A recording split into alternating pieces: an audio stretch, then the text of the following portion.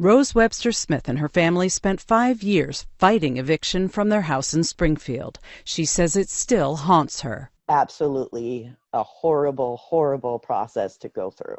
Like, my husband and I almost got divorced over this. The mental stress that comes with facing eviction is, I can't even put into words what that feels like, to be constantly scared. Scared that if they had to live in their car, their children would be taken away.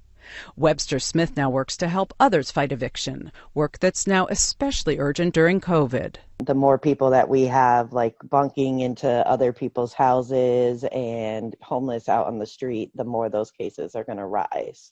And by recent estimates, more than 200,000 Massachusetts households that rent are at risk of eviction. And those numbers may not reflect some of the most vulnerable among the poor, the undocumented. Like this woman, who tells me she lost her housekeeping work during the pandemic and couldn't pay her rent.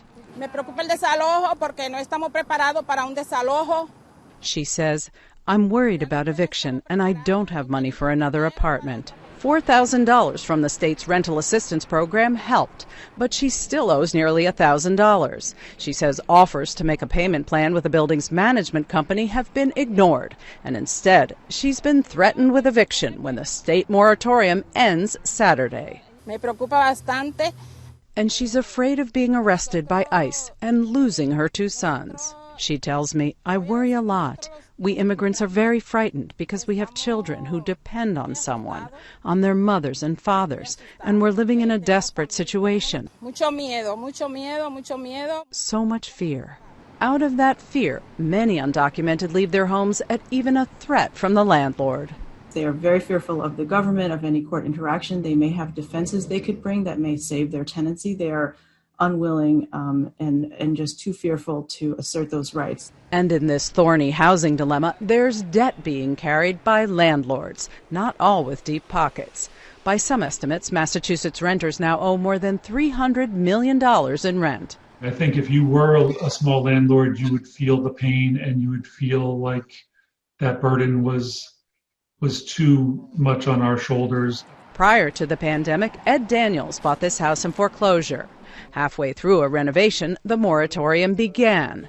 So rather than risking a tenant who couldn't pay, he decided to keep 2 units empty.